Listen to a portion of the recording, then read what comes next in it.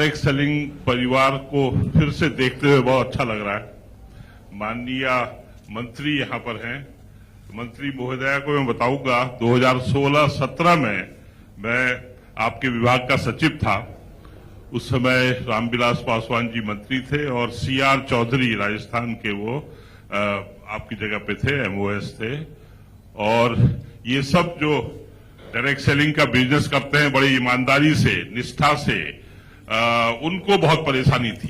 भारत सरकार का एक दूसरा नियम, वो अभी भी है वो नियम, उस नियम को अगर आप हटवा दें तो बड़ा अच्छा रहेगा।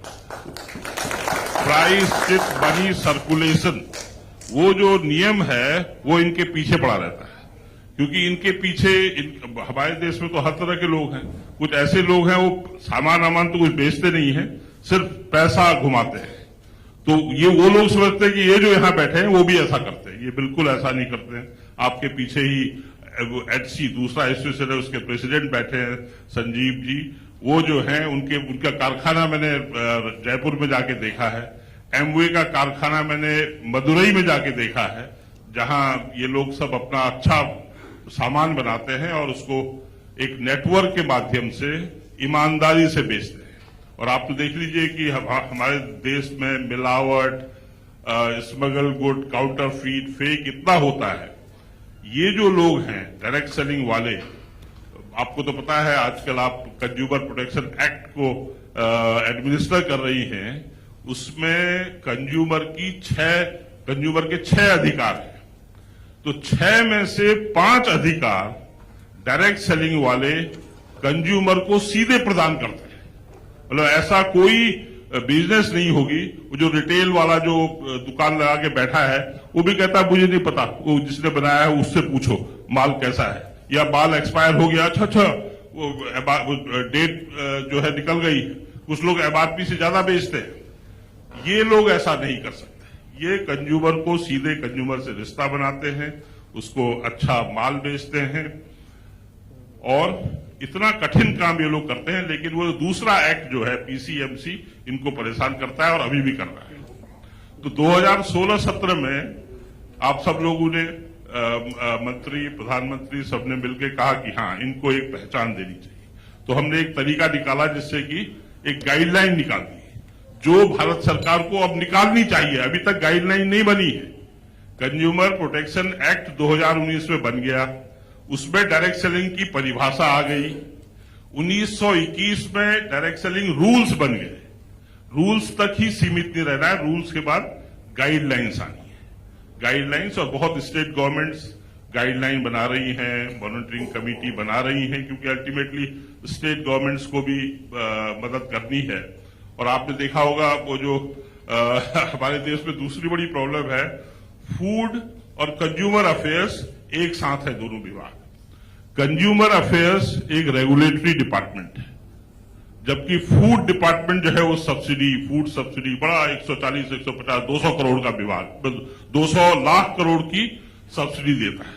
और हर किसी का चार्ज फूड और कंज्यूमर एक साथ रहता है। तो कंज्यूमर वालों को कोई पूछता ही नहीं है। इस बहुत से स्टेट में तो कंज्यूमर डिपार्टमेंट है ही नहीं। और डायरेक्ट सेलिंग जो है कंज्यूमर प्रोटेक्शन एक्ट के अंदर, क्योंकि ये by the consumer, for the consumer, of the consumer, ये ऐसा व्यवसाय है जो कंज्यूमर द्वारा कंज्यूमर के लिए चलाया जाता है।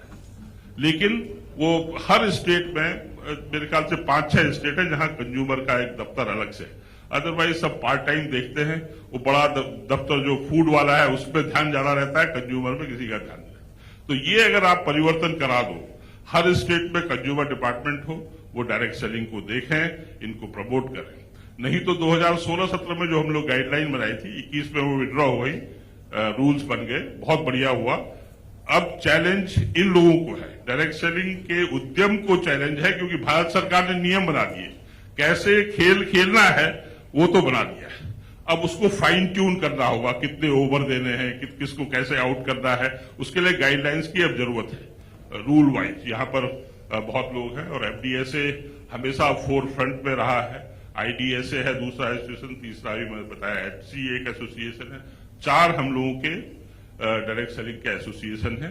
लेकिन ये लोग सब संगठित हैं और ये सरकार से सिर्फ यही कहते हैं कि हम अच्छा माल बेचते हैं, ईमानदारी से बेचते हैं, हमारी मदद कीजिए। ये इंडस्ट्री को मैं बार बार चैलेंज करता हूं, जब मैं सचिव था तब से आज ये करीब $2 बिलियन, करीब 15,000-16,000 करोड़ में अटकी पड़ी है। सुरेंद्र वत्स जी जानेंगे, बीच में थोड़ा सा ग्रोथ हुई तो 20,000 करोड़ से आगे हम नहीं बढ़ पा रहे हैं। अब नियम कानून सब हो गए हैं तो बहुत मदद की जरूरत है। तो इस समय आप आई हैं, मेरे ख्याल से मैं दूसरी मंत्री को डायरेक्ट सेलिंग के फंक्शन में देख रहा हूं। एक बार बहुत पहले आईडीएसए के फंक्शन में आए थे एक मंत्री और आज आप आ रही हैं, तो इनका सौभाग्य है, बहुत अच्छा है और मेरे ख्याल से आप मदद करेंगी इनको आगे बढ़ने के लिए। तो आपके रहते हुए ये जो है 20,000 से 40,000 करोड़ पहुंच जाए तो मुझे बहुत अच्छा लगेगा। तो बहुत बहुत धन्यवाद। आप लोग सब मुझे बहुत सम्मान देते हैं और मैं अब आपके परिवार का सदस्य हो गया, लेकिन डायरेक्ट सेलिंग में नहीं कर पाऊंगा क्योंकि बहुत कठिन है। वो मैं बार बार इनसे कहता हूं, मेरे पास पेशेंस नहीं है, बड़ा धीरज का काम है ना। हम 10 लोगों के पास जाते हैं कि ये खरीद लो, नहीं। और अभी भी बड़ा इसका वो है कि नहीं ये लोग तो जो है ज्यादा दाम लेते हैं, अच्छा माल नहीं देते। ऐसा नहीं है। अगर जो घुसता है अंदर तो इसमें सरकार की मदद चाहिए। वो जो आपके एडवर्टीजमेंट, वो जो कंज्यूमर के ज्यादातर एडवर्टीजमेंट, जो भी आपका बजट है ज्यादातर वो कंज्यूमर एम्पावरमेंट में जाता है। उसमें थोड़ा सा डायरेक्ट सेलिंग के बारे में भी अगर कहा जाए, क्योंकि हमारे देश में इसका बहुत जरूरत है। एक तो इतनी ज्यादा यंग पॉपुलेशन है और महिलाएं इसमें बहुत ज्यादा है। करीब 60-70% महिलाएं इसमें काम करती है, कुछ फुल टाइम कुछ पार्ट टाइम। ये आंध्र प्रदेश इन पर्टिकुलर, आंध्र प्रदेश, तेलंगाना, जहां रेड्डी गारू आपके बगल में बैठे हैं, किशोर गारू, ये लोग सब जो हैं, आंध्र प्रदेश एंड तेलंगाना इसका बिल्कुल हब है। वहां महिलाएं बहुत एक्टिव है, लेकिन कभी कभी बीच में वो मनी सर्कुलेशन वाले आ जाते हैं तो इनको बदनाम हो जाते हैं। तो इसमें सरकार की बहुत मदद की जरूरत है। सरकार ने ऑलरेडी नियम बना दिए हैं और अब और गाइडलाइन बनते रहे। स्टेट में मॉनिटरिंग कमेटी जल्दी से बने और जो लोग ईमानदारी से काम कर रहे हैं उनका भला हो, ये मैं चाहता हूं। शुभकामनाओं के साथ हैप्पी एनिवर्सरी। एक बार शायद 2 साल पहले मैं आया था, कल मेरा जन्मदिन था और आज एफडीएसए का जन्मदिन मुझे याद है। धन्यवाद।